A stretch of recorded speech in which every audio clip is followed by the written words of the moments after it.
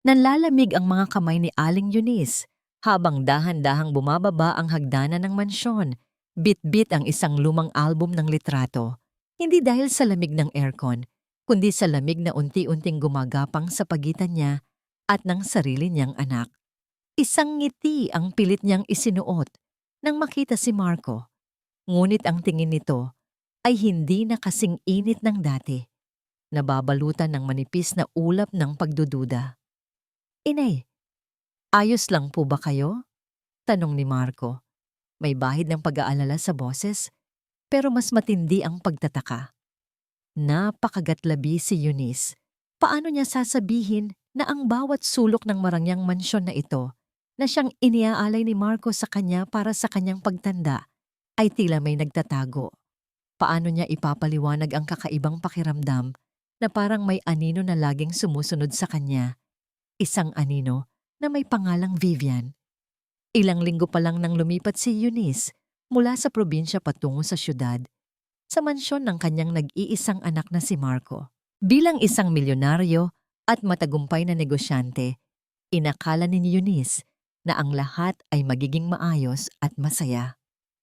Ang kanyang pagdating ay sinalubong ng malugod na yakap ni Marco, ang kanyang nag-iisang anak na matagal nang nawalay sa kanya dahil sa trabaho.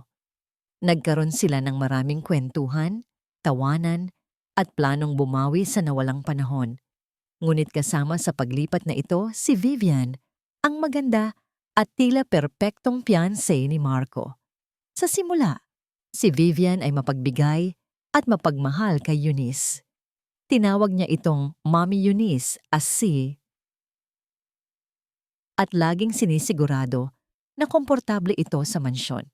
Naghanda pa nga siya ng isang engrandeng salo-salo para sa pagdating ni Eunice na ikinatuwa naman ng lahat. Tila isang anghel ang presensya ni Vivian, laging nakangiti at handang tumulong. Pero merong kakaiba sa mga mata ni Vivian. Isang sulyap na nagpaparamdam kay Eunice nang hindi maipaliwanag na kaba. Sa tuwing nakatalikod si Marco, nagbabago ang ekspresyon ng mukha ni Vivian. Mula sa matamis na ngiti patungo sa isang malamig na tingin, tila sinusuri ang bawat galaw ni Eunice. Ito ang unang beses na nakaramdam si Eunice ng ganitong uri ng pagdududa sa isang tao. Bilang isang nurse noon, sanay siyang bumasa ng tao at alam niyang may itinatago si Vivian. Isang hapon, habang naglalakad si Eunice sa hardin, nadulas siya sa hagdanan. Hindi naman kalayuan ang kanyang tinumba, pero nagkaroon siya ng kaunting galos. Agad siyang nilapitan ni Marco at ni Vivian. "Inay, mag-ingat naman po kayo," sabi ni Marco na halata ang pag-aalala. "Naku, Mommy Eunice, baka po hindi kayo sanay sa hagdanan namin. Kung gusto niyo po, ipagagawa ko na lang po ng ramp." Kunwari nag-aalalang sabi ni Vivian. Ngunit habang tinutulungan siya nitong tumayo, mayroon siyang naramdamang bahagyang pagtulak sa kanyang likod. Napakabilis ng pangyayari at hindi niya naisip agad, pero sa huli, tila mayroong kakaiba. Napatingin siya sa hagdan at napansin niya ang isang bahagi nito na basa, kahit na walang anumang senyales ng pagkabasa sa paligid. "Ayos lang ako, anak. Siguro nga hindi lang ako sanay." Pilit ng ngiti ni Eunice. Pagkalipas ng ilang araw, mas lalong lumala ang mga aksidente. Isang beses, habang umiinom siya ng kape, naramdaman niya ang kakaibang pait nito. Akala niya ay napasobra lang ang asukal, pero nang tikman niya ulit, tila mayroong ibang lasa. Nang sumunod na umaga, nahilo siya at halos matumba sa banyo. Kung hindi pa siya nasalo ni Aling Nena, ang matagal ng kasambahay, sigurado na tumama ang ulo niya sa sahig. "Ma'am Eunice, mabuti na lang po at nandito ako. Ano po ba ang nangyari?" Nag-aalalang tanong ni Aling Nena. "Hindi ko alam, Nena. Pakiramdam ko, nanghihina ako." Mahinang sagot ni Eunice. Dahil sa mga insidente, sinimula ni Eunice na maging mas mapagmatyag. Pinagmamasdan niya si Vivian. Laging abot-tenga ang ngiti nito. Laging handang maglingkod. Ngunit mayroong isang bagay na nagpakaba sa kanya. Isang gabi, matapos nilang kumain ng hapunan, Hindi makatulog si Eunice. Narinig niya ang mahihinang boses na nagmumula sa kusina. Nagtataka siya kung sino ang kausap ni Vivian sa ganitong oras. Dahan-dahan siyang bumangon at sinilip ang kusina. Nakita niya si Vivian na nakatayo malapit sa lababo, kausap ang cellphone habang may maliit na bote na hawak sa kanyang kamay. Oo, sigurado ako. Kailangan nating bilisan ang proseso. Kailangan nating gawin ito ng maingat. Bulong ni Vivian sa telepono. Napakunot ang noo ni Eunice. Ano kaya ang laman ng bote na yon? At bakit kailangan itong gawin ng maingat? Biglang napansin ni Vivian ang anino ni Eunice sa may pintuan. Mabilis nitong itinago ang bote sa likuran niya at pilit nang ngumiti. Mami Eunice, bakit po gising pa kayo? May kailangan po ba kayo? Napatingin si Eunice sa bote na bahagyang sumisilip sa likod ng palad ni Vivian. Isang kakaibang kaba ang bumalot sa kanyang dibdib. Hindi ito kape o anumang ordinaryong inumin. Ito ay isang bagay na may maitim na kulay, tila gamot. Ngunit bakit lihim? Wala, anak. Hindi lang ako makatulog. May naririnig lang akong ingay. Sagot ni Eunice, pinilit na magpanggap na walang nakita. Pinilit siyang pabalikin ni Vivian sa kanyang silid. At bago pa man siya makapasok, narinig niya ang muling pagbulong ni Vivian sa telepono. Halos makita na niya. Kailangan nating mag-ingat. Nahiga si Eunice sa kanyang kama, ngunit hindi na siya makatulog. Ang bote na yon, ang mga bulong, ang mga aksidente. Ito ba ay simula lang ng isang bagay na mas malalim? Isang mapanganib na laro na hindi niya maintindihan. Hindi mapakali si Eunice kinagabihan matapos ang pangyayari sa kusina. Ang maliit na bote na itinago ni Vivian, ang kanyang mga bulong sa telepono, at ang sunod-sunod na aksidente ay nagdulot ng malaking pagdududa sa kanyang isipan. Hindi siya naniniwala na ang lahat ay nagkataon lamang. Ngunit paano niya ito ipapaliwanag kay Marco na tila bulag sa pag-ibig nito kay Vivian? Kinabukasan, mas matindi ang pagkalito ni Eunice. Habang naghahanda siya ng almusal, hindi niya maalala kung saan niya inilagay ang asukal. Pagdating niya sa sala, hinahanap niya ang kanyang salamin na nasa ulo lang pala niya. Nagiging madalas ang ganitong pangyayari at laging si Vivian ang unang nakakapansin at nagbibigay ng puna.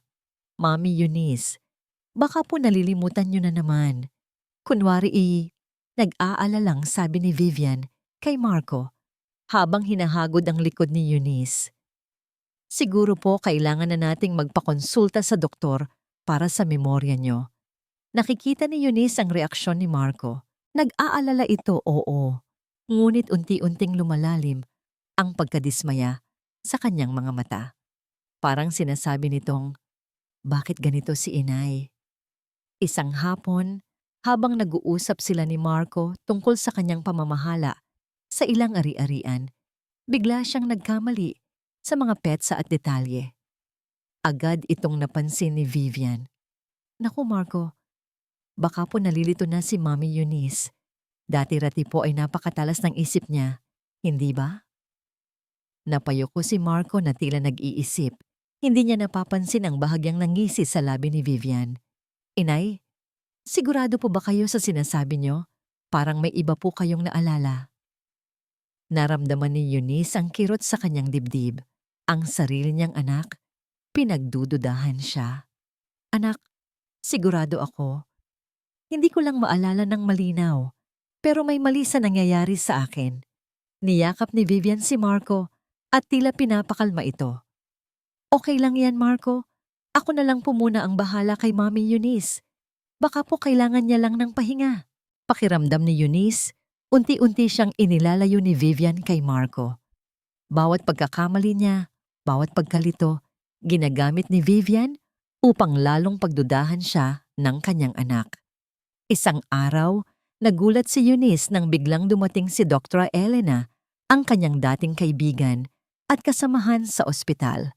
Matagal na silang hindi nagkikita at masaya si Eunice na muling masilayan ang kaibigan. Ngunit napansin niya na tila may kakaiba sa kilos ni Dr. Elena, lalo na nang makita niya itong bumulong kay Vivian bago pa man siya lapitan. Eunice, kumusta ka na? Masiglang bati ni Dr. Elena. Nabalitaan ko kay Vivian ang tungkol sa'yo. Nag-aalala ako, kaya bumisita ako. May dala itong mga gamot. Ito, Eunice.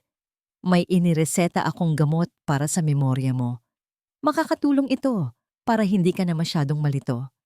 Sabi ni Vivian, madalas ka raw nalilito ngayon. Salamat, Elena. Pilit na ngiti ni Eunice, ngunit may kakaiba siyang pakiramdam. Paano nalaman ni Doktra Elena ang lahat ng iyon? At bakit ang bilis niyang magreseta ng gamot nang hindi man lang siya sinisuri ng maayos? Pagkaalis ni Dr. Elena, ipinilit ni Vivian kay Eunice na inumin agad ang gamot. Mami Eunice, inumin niyo na po ito para bumuti ang pakiramdam niyo. Nag-aalala po si Marco sa inyo. Ininom ni Eunice ang gamot, ngunit lihim niyang itinago ang iba pa sa kanyang bulsa. May kutob siyang mayroong masama sa mga gamot na yon. Hindi niya alam kung bakit. Ngunit pakiramdam niya, kailangan niyang maging maingat. Kinagabihan, habang naglilinis si Aling Nena sa silid ni Eunice, napansin niya ang isang lumang album ng litrato. Binuksan niya ito at nakita ang isang larawan ni Eunice at Dr. Elena na magkasama noong sila ay bata pa at nagtatrabaho pa sa ospital. Masayang-masaya silang dalawa sa litrato, magka-holding hands pa. Ngunit habang tinitingnan ni Eunice ang litrato, nagkaroon siya ng kakaibang pakiramdam. Tila mayroong nawawala sa kanyang alaala tungkol sa kanilang pagkakaibigan. Bakit parang may pilit siyang kinakalimutan? At bakit ngayon lang siya bumalik? Napakunot ang noo ni Eunice. Ang kanyang isipan ay puno ng tanong. Sino si Dr. Elena para kay Vivian? At ano ang tunay na motibo ng kanyang kaibigan na muling bumalik sa kanyang buhay? Hindi alam ni Marco kung ano ang dapat paniwalaan. Sa isang banda, naroon ang kanyang ina, si Aling Eunice, na unti-unting lumilitaw ang mga senyales ng pagkalito at pagiging malilimutin. Sa kabilang banda, naroon si Vivian, ang kanyang minamahal, na laging nagpapakita ng labis na pag-aalala at pagmamahal, hindi lang sa kanya, kundi maging sa kanyang ina. Ngunit sa pagitan nilang dalawa, nararamdaman ni Marco ang lumalalim na bangin. Marco, nakita mo ba yung nangyari kay Mami Eunice kanina? Muntik na naman siyang madulas sa hagdan, sabi ni Vivian isang umaga habang nag-aalmusal sila. Buti na lang at nasalo siya ni Manang Nena. Talaga sigurong kailangan na niyang uminom ng gamot na inireseta ni Dr. Elena. Nag-aalala ako, baka kung ano pa ang mangyari sa kanya. Hinawakan ni Vivian ang kamay ni Marco at tiningnan siya ng may pagmamahal sa mga mata. Ayaw kong mawala ang Mami Eunice mo, mahal. Pero hindi natin pwedeng ipagsawalang bahala ang kanyang kondisyon. Paano na lang kung mag-isa siya at mangyari ang mas malala? Sa bawat salita ni Vivian, lalong nag-aalala si Marco. Mahal niya ang kanyang ina at ayaw niyang makita itong nahihirapan. Ngunit ang mga sinasabi ni Vivian ay tila may luhika. Unti-unti niyang tinatanggap na marahil matanda na talaga ang kanyang ina at nangangailangan ng masusing pangangalaga. Oo, Vivian, alam ko. Nag-aalala rin ako, sagot ni Marco at tiningnan ng ina na tahimik na kumakain. Napansin niyang tila malalim ang iniisip ni Eunice. Isang hapon, nakipagkita si Marco kay Dr. Elena. Ikinuwento ni Dr. Elena ang mga sintomas ni Eunice na siyang kinuwento din ni Vivian kay Marco. Marco, bilang isang kaibigan ng mami mo at bilang isang doktor, masasabi kong kailangan na niya ng masusing paggamot. Ang mga sintomas niya ay tumutugma sa mga signs ng early dementia. Mas makakabuti kung siya ay maaalagaan ng maayos at magkakaroon ng tagapangalaga na makakadesisyon para sa kanya, lalo na sa kanyang mga ari-arian. Nagulantang si Marco sa sinabi ni Dr. Elena. Dementia? Hindi niya inaasahan yon. Kung ganoon, tama si Vivian. Kailangan niyang protektahan ang kanyang ina at ang kanilang mga ari-arian. Nang gabing iyon, matapos ang hapunan, lumapit si Vivian kay Marco. Marco, mahal, alam kong mahirap ito, pero kailangan nating pag-usapan ang tungkol sa mga ari-arian ni Mommy Eunice. Alam mo naman, kung tuluyan siyang malito, baka may makapanloko sa kanya. Bilang ikaw ang kanyang anak, ikaw ang dapat mag-asikaso ng mga ito sa kanyang pangalan. Siyempre, kinaumagahan, nilapitan ni Marco ang kanyang ina. May dala siyang ilang dokumento. Inay, pwede po ba nating pag-usapan ito? Gusto ko po sanang ilipat ang pamamahala ng mga ari-arian nyo sa pangalan ko. Para po secure ang future nyo at hindi po kayo mapagsamantalahan ng iba. Para na rin po yan sa kapakanan nyo. Tiningnan ni Eunice ang mga dokumento. Mayroon siyang kakaibang kutob, ngunit dahil sa kanyang pagkalito at sa pagtitiwala niya kay Marco, nag-aalangan siya. Anak, pero hindi ko maintindihan ang lahat ng ito. Lumapit si Vivian, bit-bit ang isang ballpen. Mommy Eunice, wag na po kayong mag-alala. Ang mahalaga po ay maprotektahan ang inyong kayamanan. Kami na po ang bahala ni Marco. Pirmahan niyo lang po ito dito. Itinuro ni Vivian ang isang bahagi ng papel. Napakabilis ng pangyayari. Sa kanyang pagkalito at dahil sa pilit na paghikayat ni Vivian, pinirmahan ni Eunice ang dokumento. Ang kanyang kamay ay nanginig habang isinusulat ang kanyang pangalan. Ang pakiramdam niya ay tila may mahalagang bagay siyang ipinauubaya, ngunit hindi niya lubos na maintindihan kung ano. Pagkatapos niyang pumirma, naramdaman niya ang bahagyang pagtaas ng sulok ng labi ni Vivian. Nakita niya ang mabilis na sulyap nito sa isang maliit na footnote sa ilalim ng dokumento na may nakasulat na guardianship clause. Isang salita na tila nagpapahiwatig na hindi lang pamamahala ang kanyang ipinaubaya, kundi pati na rin ang kanyang sariling kalayaan at kakayahang magdesisyon. Ang pangamba ay unti-unting gumapang sa kanyang puso.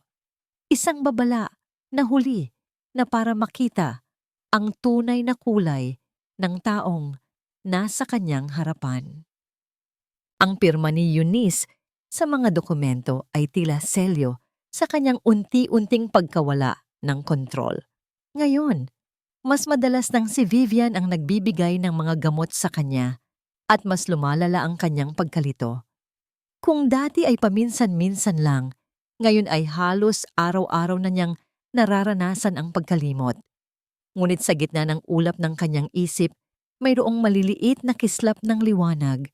Mga sandaling malinaw ang kanyang isip, sapat upang magtanong. Isang umaga, matapos niyang inumin ang gamot na inihanda ni Vivian, naramdaman niya ang matinding antok. Ngunit bago siya tuluyang makatulog, lihim niyang itinago ang isa sa mga tableta sa ilalim ng kanyang dila. Pagkatapos, nang makita niyang tulog na si Vivian sa sofa, dahan-dahan niyang inilabas ang tableta. Hindi ito ang karaniwang gamot sa memorya na kanyang alam. Mayroon itong kakaibang amoy. Kinagabihan, habang mahimbing na natutulog si Vivian, dahan-dahang bumangon si Eunice. Ramdam niya ang kakaibang kaba, ngunit mas nangingibabaw ang kanyang determinasyon. Kailangan niyang malaman kung ano ang inilalagay sa kanyang katawan. Dala ang maliit na flashlight, sinimulan niyang halughugin ang mga cabinet sa kusina, kung saan laging naghahanda si Vivian ng kanyang gamot. Wala siyang nakita, ngunit nang makita niya ang maliit na drawer sa ilalim ng counter na laging nakakandado, nagkaroon siya ng kutob. Gamit ang isang hairpin, pilit niyang binuksan ito. Sa loob, may nakita siyang ilang bote ng gamot. Kinuha niya ang isa at lihim na ibinulsa. Pagkatapos ay dahan-dahan niyang ibinalik ang lahat sa ayos na tila walang nangyari. Kinaumagahan, habang nag-aalmusal, napansin niya ang pagbabago sa ekspresyon ni Vivian. Mas lalo itong naging alerto at tila may iniisip. Mommy Eunice, nakatulog po ba kayo ng maayos kagabi? Napansin ko po kasi, parang gising pa kayo kaninang hating gabi. Tanong ni Vivian, may kakaibang tono sa boses. Nagkunwari si Eunice na nalilito. Talaga? Hindi ko matandaan, anak. Siguro nga'y nagising lang ako para uminom ng tubig. Lihim siyang napangiti. Ang kanyang pagpapanggap ay epektibo. Nang makahanap siya ng pagkakataon habang nasa trabaho si Marco at abala si Vivian sa pagtawag, kinausap ni Eunice sina Aling Nena at Mang Tonyo. Nena Tonyo, kailangan ko ang tulong nyo. Bulong niya. May masama akong kutob sa mga gamot na ibinibigay sa akin. Pakiramdam ko, nilalason ako. Nagulat sina Aling Nena at Mang Tonyo. Ano po ang ibig niyong sabihin, Ma'am Eunice? Tanong ni Aling Nena. Ikinuwento ni Eunice ang lahat. Ang bote na nakita niya kay Vivian, ang pagkalito niya, ang mga aksidente, at ang kanyang hinala sa gamot. Nena, Tonyo, matagal na kayong kasama ko. Alam niyo na hindi ako ganito. Hindi ako ganito kadaling malito.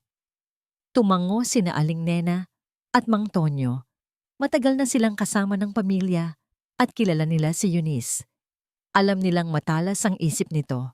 Ma'am Eunice, kami po ang bahala. Tutulungan po namin kayo. Pangako ni Mang Tonyo.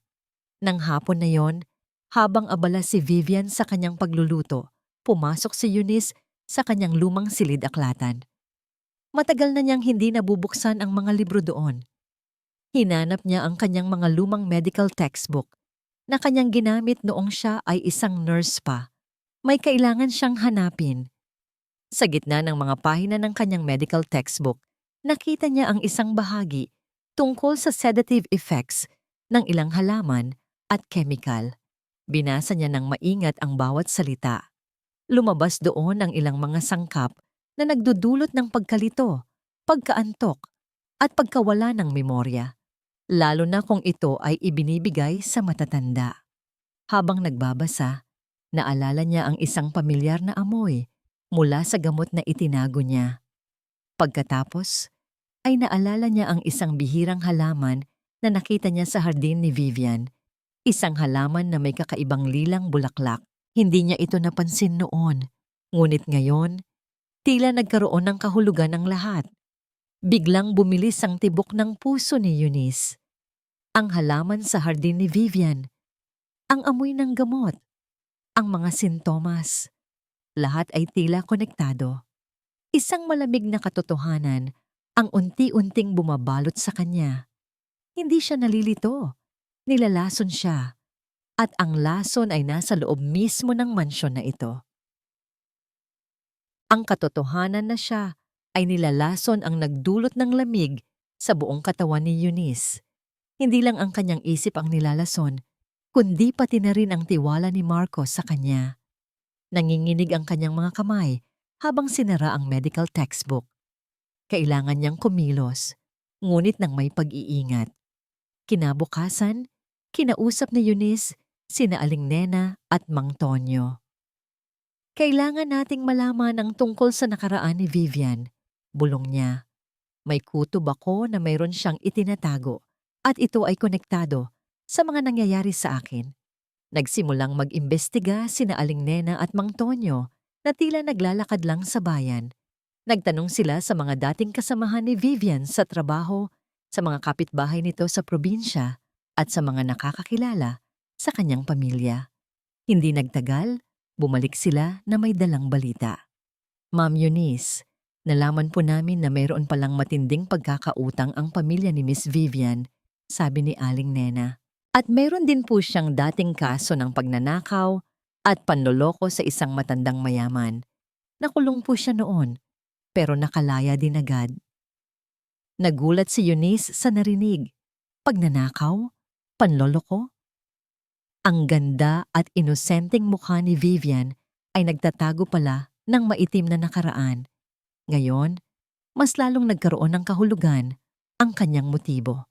Ang kasal kay Marco ay hindi lang pag-ibig, kundi isang paraan para makatakas sa kanyang nakaraan at makuha ang yaman. Kailangan nating malaman kung ano ang koneksyon ni Vivian kay Dr. Elena. Sabi ni Eunice, hindi ko maintindihan kung bakit niya ako tinutulungan na malason. Magkaibigan kami noon. Isang hapon, habang nagpapanggap si Eunice na natutulog sa sala, narinig niya ang boses ni Vivian na may kausap sa telepono. Oo, kailangan na nating tapusin ito. Kailangan nating bilisan ang proseso. Hindi na natin pwedeng patagalin pa. Magkita tayo mamaya. Pagkababa ng telepono, agad na lumabas ng mansyon si Vivian. Agad na sumenya si Eunice, kina Aling Nena at Mang Tonyo. Sundin niyo siya. Utos ni Eunice. Kailangan nating malaman kung saan siya pupunta. Lihim na sinundan ni na Aling Nena at Mang Tonyo si Vivian. Nagtago sila sa likod ng isang sasakyan habang sinusundan ito. Nagpunta si Vivian sa isang cafe na tago. Ngunit laking gulat nila nang makita nila na ang kausap ni Vivian ay walang iba kundi si Dr. Elena. Aba, magkasama pala ang dalawang iyan, bulong ni Aling Nena. Lagi ko na pong nakikita si Dr. Elena sa ospital na pinagtatrabahuhan ni Miss Vivian, sabi ni Mang Tonyo, pero hindi ko inakala na magkasabwat sila. Nag-usap sina Vivian at Dr. Elena nang may matinding lihim. Sigurado ka bang walang nakakakita sa atin dito? Tanong ni Dr. Elena habang tumitingin sa paligid. Wala, Dr. Elena. Huwag kang mag-alala. Magaling ako sa mga ganito. Ngiti ni Vivian. Ang importante ngayon ay tapusin na natin si Eunice. Ang dami ng ebidensya na may problema siya sa pag-iisip. Hindi na magtatagal at tuluyan na siyang mawawalan ng kontrol. Narinig ni na Aling Nena at Mang Tonyo ang lahat. Nagsimula silang magtago sa gilid ng cafe, nagpapanggap na nagbabasa ng dyaryo habang kinukunan ng litrato at video ang pag-uusap ng dalawa. Pagbalik nila sa mansyon, agad nilang ibinalita kay Eunice ang kanilang natuklasan. Ipinakita nila ang mga litrato at video. Sa mga litrato, nakita ni Eunice ang isang lumang larawan ni na Vivian at Dr. Elena magkayakap. Tila matagal na silang magkakilala. Hindi ito ang unang pagkikita. Ito ay isang ugnayan na malalim at marahil mayroong mas matinding motibo. Hindi ko akalain. Elena, bulong ni Eunice, nanginginig ang boses. Ang kanyang dating kaibigan ay ngayon ay kasabwat ng kanyang kalaban. Ang panlilin lang ay mas malalim kaysa sa kanyang inakala. Habang iniisip niya ang lahat, biglang may narinig siyang boses mula sa may pintuan. Mami Eunice, may kausap po ba kayo? Napalingon si Eunice. Nakatayo si Vivian sa may pintuan. May hawak na telepono. May kakaiba siyang ngiti sa labi. Tila may alam. At sa kanyang kamay, may nakita siyang cellphone. Nagkaroon ng kakaibang tunog ang kanyang puso. Hindi kaya. Narinig ni Vivian ang lahat. Nang makita ni Vivian ang kanyang reaksyon, pilit nang ngumiti si Eunice. Wala anak. Nagpapahinga lang ako. May kausap lang ako sa telepono. Binaba niya agad ang tawag kay Mang Tonyo na mabilis namang naintindihan ang sitwasyon. Ganoon po ba? Akala ko po ay may kailangan kayo. Sabi ni Vivian, ngunit hindi nawawala ang kakaibang tingin sa kanyang mga mata. Sige po, ipagpatuloy niyo na lang po ang pagpapahinga niyo. Pagkaalis ni Vivian, agad na lumapit si Aling Nena. Ma'am Eunice, nakita po ba niya tayo? Hindi ko alam, Nena, pero kailangan nating maging mas maingat. Bulong ni Eunice. Ang mga natuklasan nila ay nagpapatunay na tama ang kanyang kutob, ngunit kailangan niya ng mas maraming ebidensya at kailangan niyang ipakita kay Vivian na wala siyang alam. Mula noon, nagpanggap si Eunice na mas lalo siyang nalilito at nanghihina. Hinihingi niya ang tulong ni Vivian sa maliliit na bagay. Nagkukunwari siyang nakakalimot sa mga pangalan at tila hindi na niya kayang magdesisyon. Tuwang-tuwa si Vivian sa mga pagpapanggap ni Eunice at mas lalo itong naging kampante. Isang araw, habang nasa trabaho si Marco at nag-shopping si Vivian, nagkaroon ng pagkakataon si Eunice, kasama sina Aling Nena at Mang Tonyo Sinimulan niyang mangalap ng mga ebidensya. Nena Tonyo, kailangan nating kumuha ng sample ng gamot na ibinibigay sa akin at kailangan nating maghanap ng anumang dokumento o ebidensya na magpapatunay sa koneksyon ni Vivian kay Dr. Elena, utos ni Eunice. Unang target nila, ang silid tulugan ni Vivian. Alam nilang doon niya itinatago ang ilang mahahalagang bagay. Dahan-dahan silang pumasok sa silid.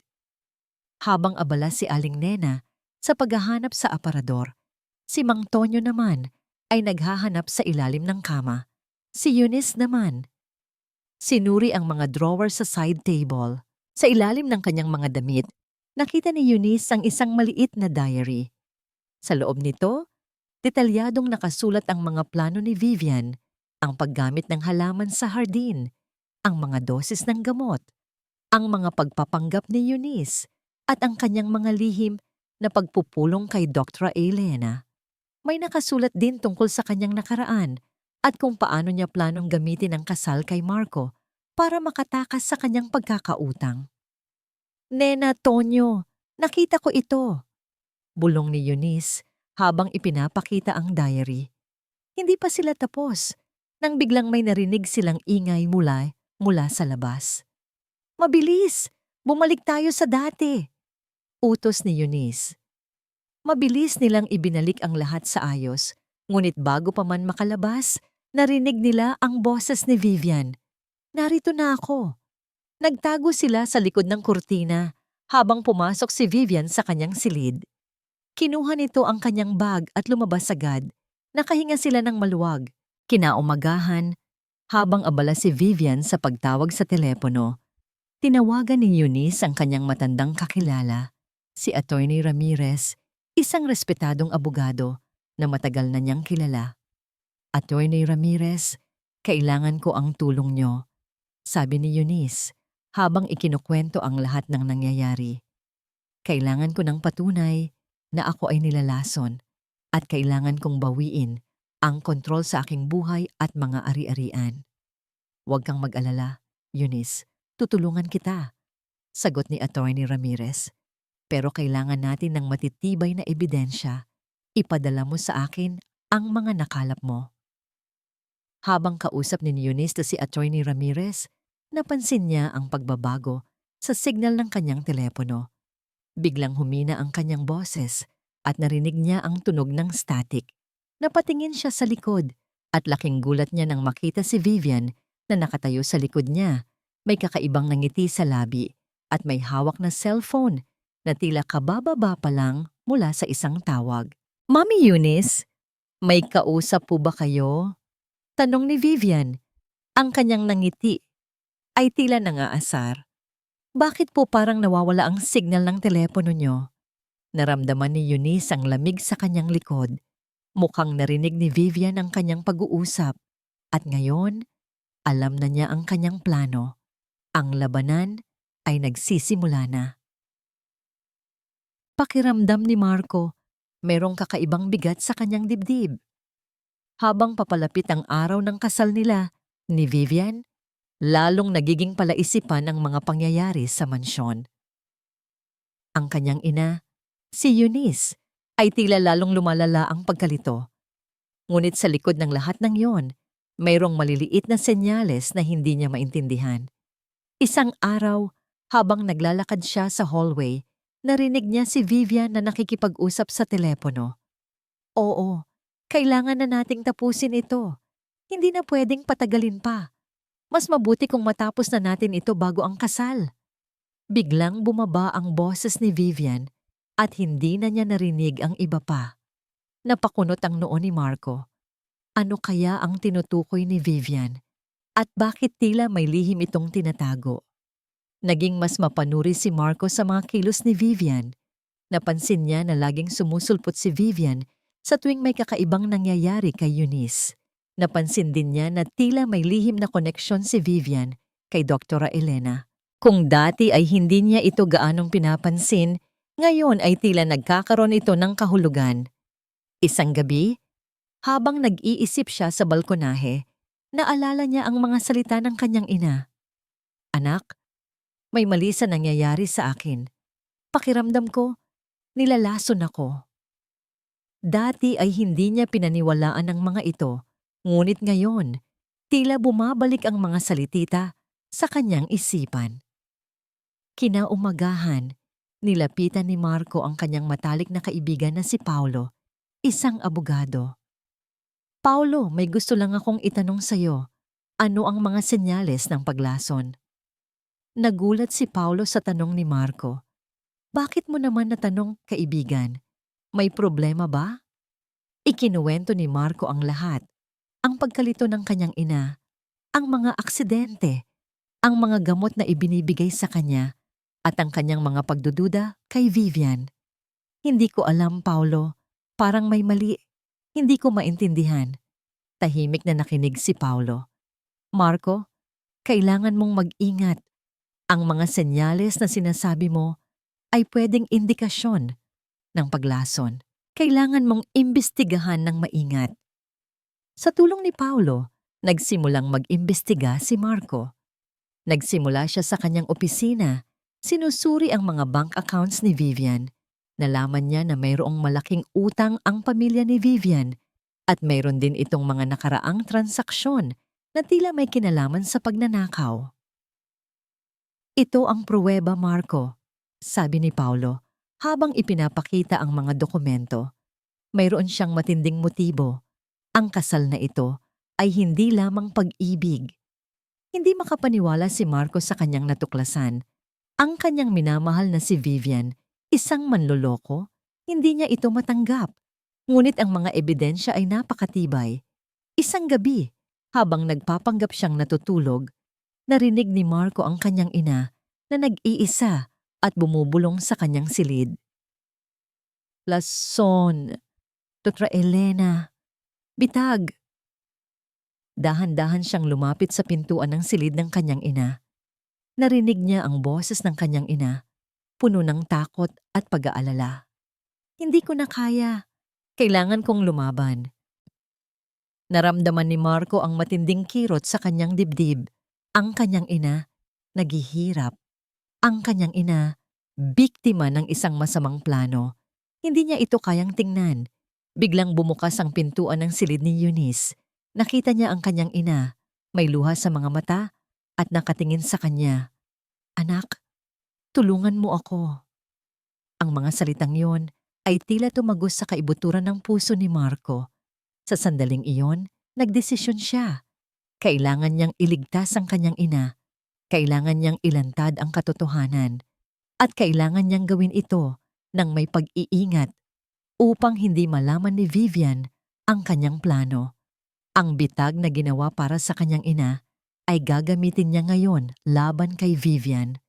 Ang mga salita ni Marco, tulungan mo ako, ay nagbigay ng bagong pag-asa kay Eunice, isang kislap sa gitna ng kadiliman. Ngunit alam niyang hindi pa ito ang tamang panahon para ipakita ang kanyang pag-asa. Kailangan niyang magpatuloy sa kanyang pagpapanggap. Kinabukasan, naramdaman ni Eunice ang matinding kaba. Ito ang araw ng pagdinig.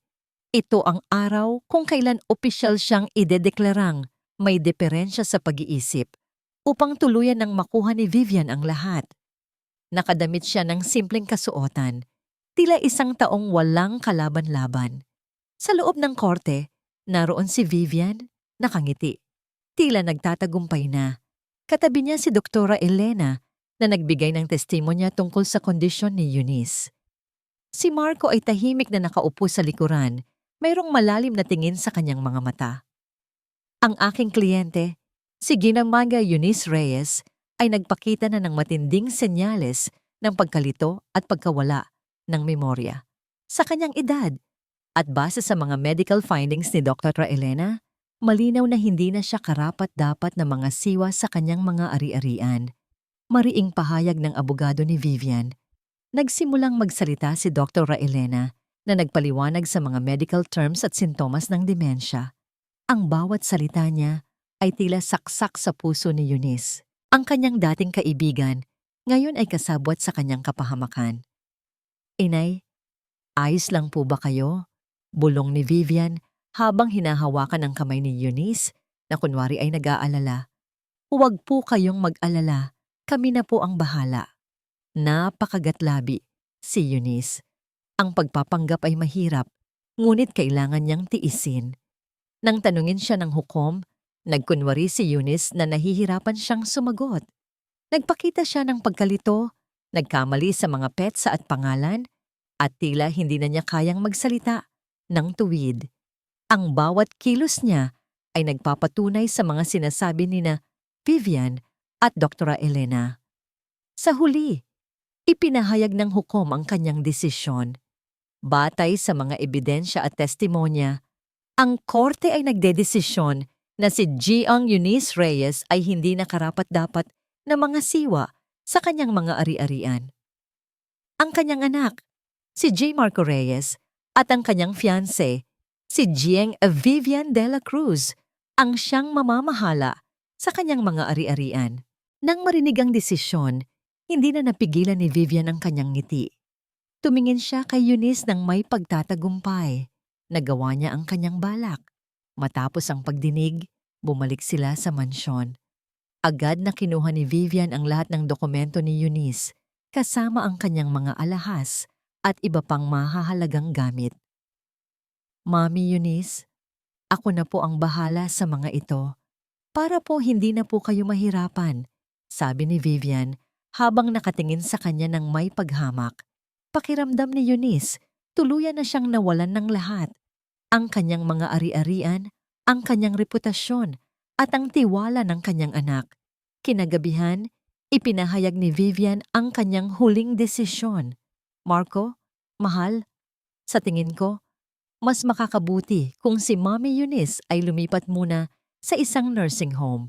Doon, mas maaalagaan siya ng maayos at hindi na siya mahihirapan. Nagulat si Marco sa sinabi ni Vivian.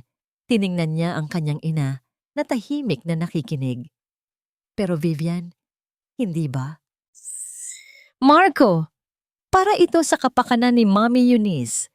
Ayaw mo naman sigurong makita siyang nahihirapan, hindi ba? Pagputol ni Vivian. Huwag kang mag-alala. Bibisitahin natin siya doon. At doon, magiging ligtas siya. Naramdaman ni Eunice ang matinding sakit sa kanyang puso. Ito ang huling saksak. Ang pagtatapos ng kanyang buhay sa mansyon, malayo sa kanyang anak. Kinabukasan, lumabas si Eunice sa mansyon, kasama lamang sina Aling Nena at Mang Tonyo. Bitbit niya ang kanyang maliit na maleta na naglalaman ng kanyang mga personal na gamit. Sa kanyang mukha, makikita ang matinding lungkot at kawalan ng pag-asa. Tila tuluyan na siyang natalo sa labanan, ngunit habang papalabas siya sa gate, napatingin siya kay Marco na nakatayo sa balkonahe.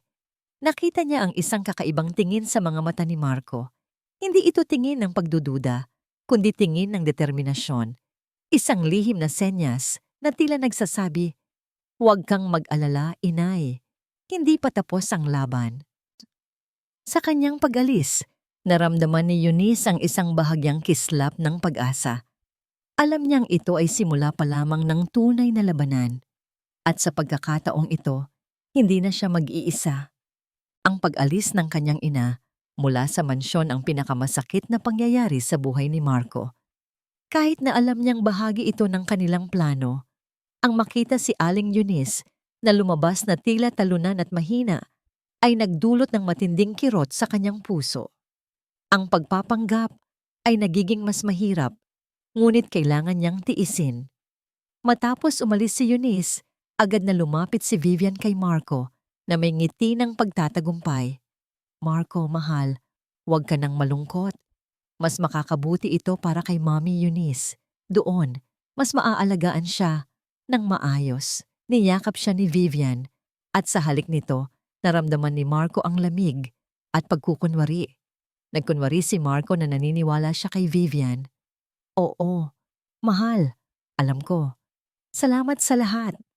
Ngunit sa kanyang isipan, nagpapakulo na siya ng mga plano.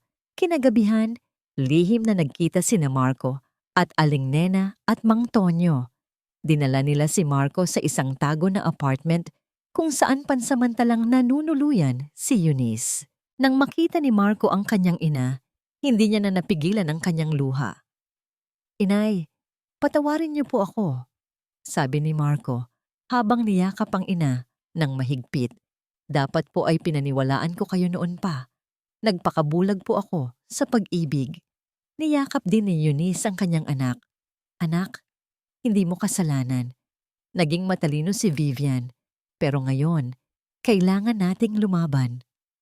Ibinigay ni Eunice kay Marco ang diary ni Vivian, ang mga litrato at video ng pag-uusap ni na Vivian at Dr. Elena at ang sample ng gamot na inilagay sa kanya. Nagulat si Marco sa lahat ng natuklasan. Ang kanyang minamahal na si Vivian, isang napakadelikadong tao. "Inay, hindi ko po akalain na ganito si Vivian," sabi ni Marco, puno ng galit at pagsisisi. "Pero huwag po kayong mag-alala. Gagawin ko po ang lahat para ipagtanggol kayo at ilantad ang katotohanan." Nagsimula silang magplano. Alam ni Marco na kailangan niyang maging maingat. Kailangan niyang gamitin ang sariling taktika ni Vivian laban dito. "Marco, kailangan mong magpanggap na wala kang alam," sabi ni Eunice. "Kailangan mong maging mas kampante kay Vivian. Hayaan mo siyang magtiwala sa'yo hanggang sa maipon natin ang sapat na ebidensya." Sa mga sumunod na araw, bumalik si Marco sa mansyon na tila walang nangyari. Naging mas sweet siya kay Vivian at ipinakita niya ang kanyang lubos na pagtitiwala dito. Tuwang-tuwa si Vivian sa pagbabago ni Marco. Akala niya ay tuluyan na niyang nakuha ang puso at isipan ni Marco. Samantala, lihim na nakikipag-ugnayan si Marco kay Attorney Ramirez. Ibinigay niya ang lahat ng ebidensya na kanilang nakalap. Sinimulan din niyang suriin ang mga financial records ni Vivian at natuklasan niya ang mas marami pang kaso ng panloloko at pagnanakaw. Isang gabi, habang nag-uusap sila ni Vivian sa telepono, napansin ni Marco ang isang kakaibang bagay. May narinig siyang boses sa background na tila boses ng kanyang ina. Nagtaka si Marco, bakit nasa nursing home ang kanyang ina? Pero naririnig niya ang boses nito sa background ng tawag ni Vivian. "Sino ang kausap mo, Vivian?" tanong ni Marco. "Wala, mahal. Si Dr. Elena lang," sagot ni Vivian na tila may lihim na ikinukubli. Nagkunwari si Marco na hindi siya nagdududa. Ngunit sa kanyang isipan, nagsimula na siyang magduda. Hindi kaya si Dr. Elena ang kasabot ni Vivian sa paglason sa kanyang ina. At hindi kaya ginagamit pa rin niya ang kanyang ina para sa kanyang masamang balak. Naramdaman ni Marco ang matinding galit. Hindi niya hahayaan na saktan pa ni Vivian ang kanyang ina. Hindi na siya magpapabulag pa sa pag-ibig. Ngayon, oras na para lumaban. Ang boses ng kanyang ina sa background ng tawag ni Vivian kay Dr. Elena ang naging huling piraso ng puzzle para kay Marco. Malinaw na meron pa ring koneksyon sina Vivian at Dr. Elena sa kanyang ina at hindi niya ito hahayaan. Panahon na para tapusin ang lahat. Kinabukasan, nagpanggap si Marco na abala sa trabaho. Ngunit lihim siyang nagtatago ng mga recording devices sa mansyon. Alam niyang kailangan niya ng matitibay na ebidensya upang tuluyan ng maibagsak si Vivian. Sa tulong ni Paolo, nagplano sila ng isang raid sa nursing home kung nasaan ang kanyang ina.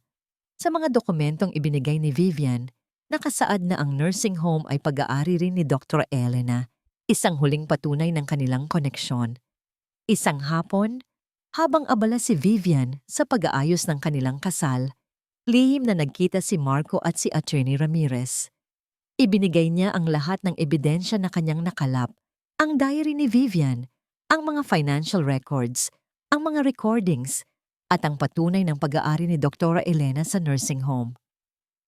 "Attorney Ramirez, kailangan nating kumilos ngayon," sabi ni Marco. "Hindi ko na kayang makita ang aking ina na nahihirapan." Naghanda si Attorney Ramirez ng lahat ng papeles.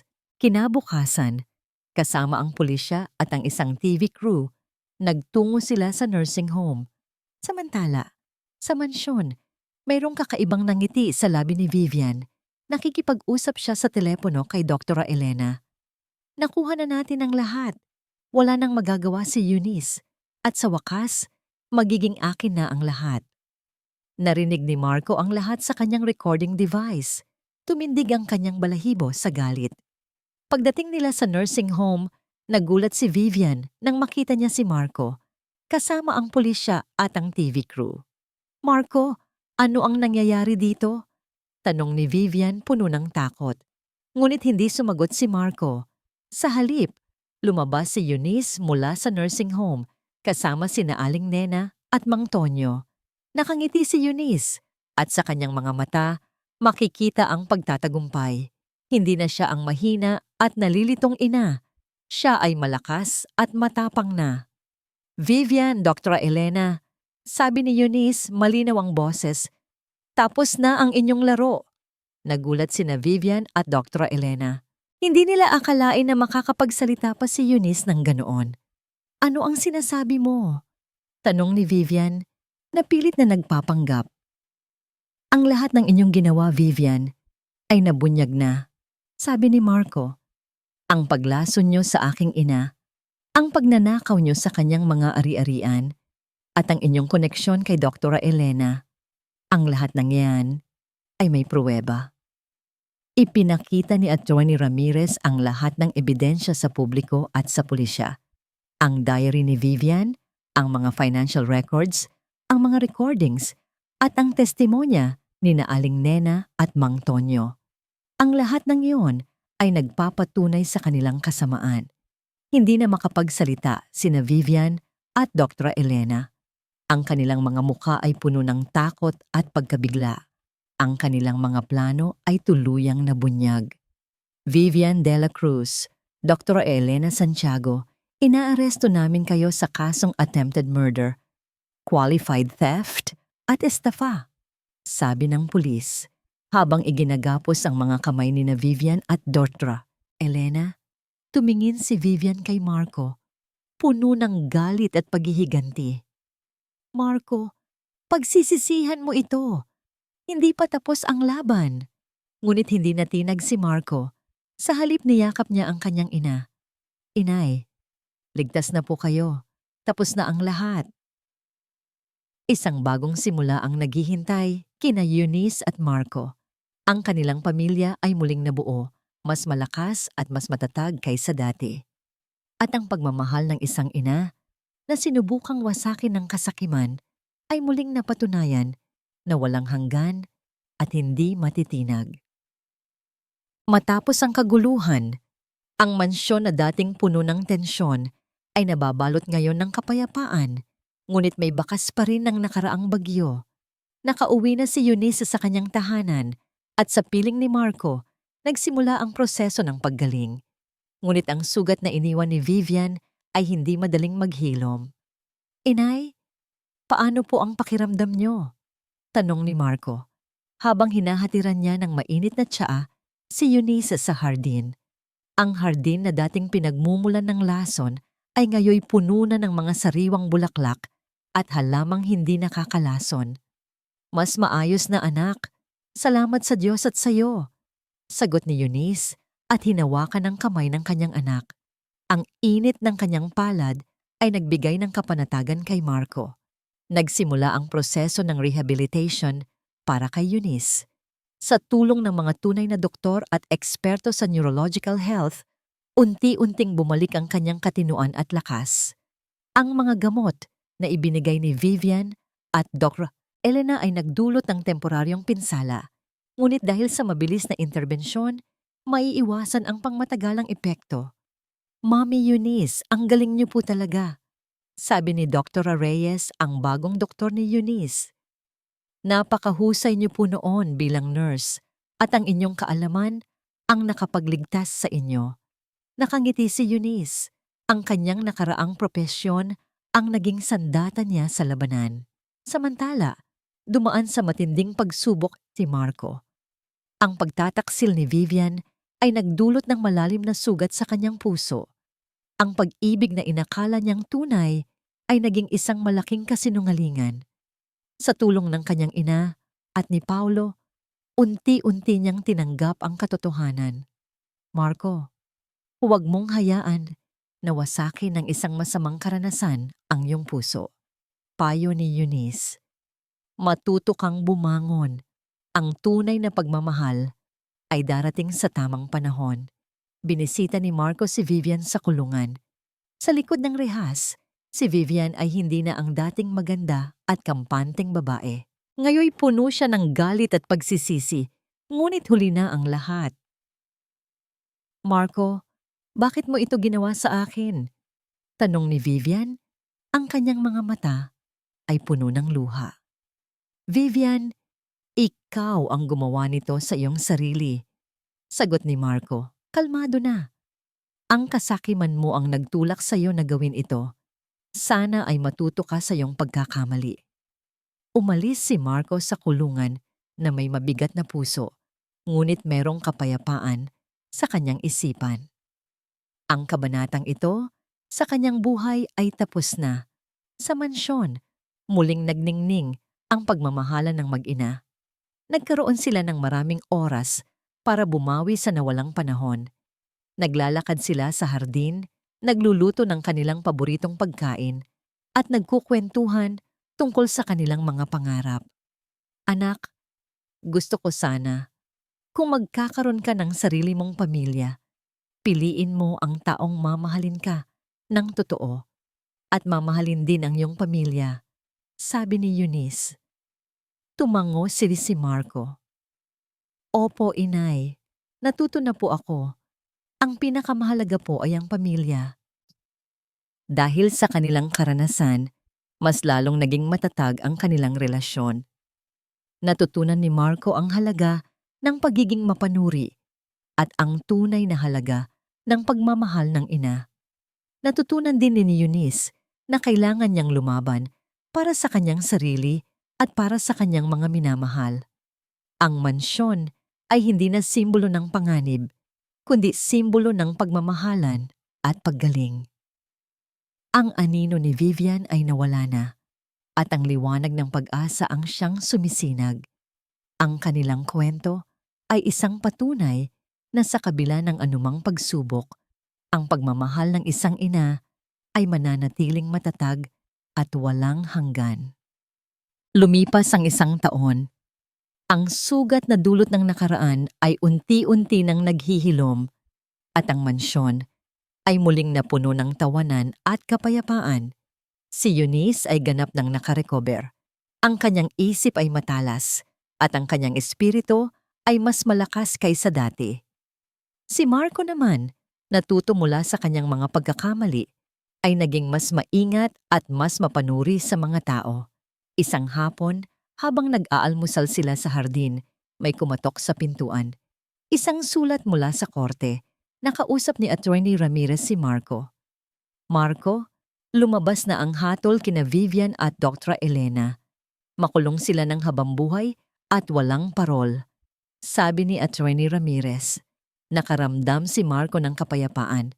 Sa wakas, nakuha na ng kanyang ina ang hustisya. Ang kanilang karanasan ay nagpabago sa kanilang buhay. Naging mas malapit sina Eunice at Marco. Gumawa sila ng isang foundation na nagbibigay ng suporta sa mga matatanda na biktima ng pang-aabuso at manipulasyon. Naging aktibo si Eunice sa pagbibigay ng lecture sa mga komunidad, nagbabahagi ng kanyang kwento bilang babala. Marco, ang pinakamahalaga ay matuto tayo sa ating mga pagkakamali. Sabi ni Eunice, hindi lahat ng matamis ay totoo at hindi lahat ng maganda ay busilak ang kalooban.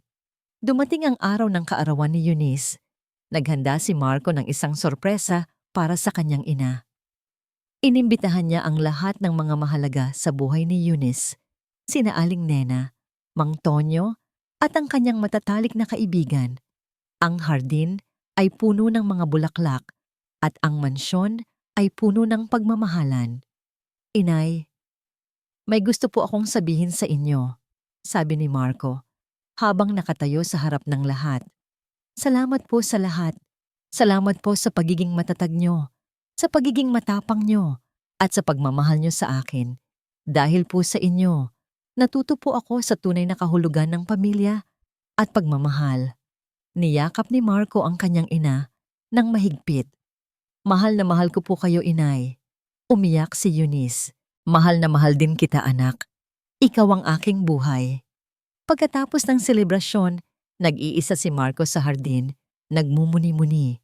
Napansin niya ang isang babae na nakatayo sa may gate, nakatingin sa kanya. Maganda ito, at tila may kakaibang kinang sa mga mata. Lumapit ito sa kanya. Ikaw ba si Marco Reyes? Tanong ng babae. May matamis na ngangiti. Tumango si Marco. Ako nga. Bakit? Ako si Angela. Nabalitaan ko ang kwento ng iyong ina. At gusto ko sanang maging volunteer sa inyong foundation, sabi ng babae. Tiningnan ni Marco si Angela. Mayroong kakaibang pakiramdam na gumapang sa kanyang puso. Hindi ito ang lamig na naramdaman niya kay Vivian, kundi init at pag-asa. Sa mga mata ni Angela, nakita niya ang sinseridad at kabaitan. Sige Angela, gusto kitang makilala ng mas mabuti, sabi ni Marco na may ngiti sa labi. Nagsimula ang isang bagong kabanata sa buhay ni Marco. Isang kabanata na puno ng pag-asa, pagmamahal at paggaling. Ang kanyang puso na minsan nang nasaktan ay muling nagbukas para sa pag-ibig. Ngunit sa pagkakataong ito, mas maingat na siya at mas pinapahalagahan niya ang tunay na halaga ng pamilya at sinseridad. Ang araw ay sumisikat sa mansyon, nagbibigay ng liwanag sa bawat sulok. Ang kwento ni Eunice at Marco ay isang patunay na sa kabila ng anumang pagsubok, ang pagmamahal ng isang ina ay ang pinakamabisang sandata. At ang tunay na pag-ibig na binuo sa pundasyon ng katapatan at pagtitiwala ay mananatiling walang hanggan.